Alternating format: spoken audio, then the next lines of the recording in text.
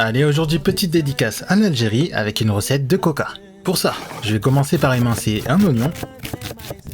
Et je fais pareil avec un poivron. Ensuite, je vais mettre un petit peu d'huile d'olive dans une poêle et je vais commencer à faire suer mes oignons et mes poivrons. Et je vais bien sûr mélanger en permanence pour éviter qu'ils ne commencent à dorer. Je vais ensuite découper 2 tomates et je vais les mettre dans mon blender avec un petit peu d'eau. Et je fais mixer tout ça. Une fois que c'est prêt, j'ajoute ma préparation dans ma poêle et je vais rajouter une cuillère à soupe de tomates concentrées, du sel et du poivre et des épices de mon choix. Moi j'ai choisi du paprika et du piment en poudre, idéalement vous pouvez aussi rajouter des feuilles de laurier, mais je vous avoue que j'en avais plus. Je vais commencer à mélanger tout ça avant de rajouter un petit peu d'eau.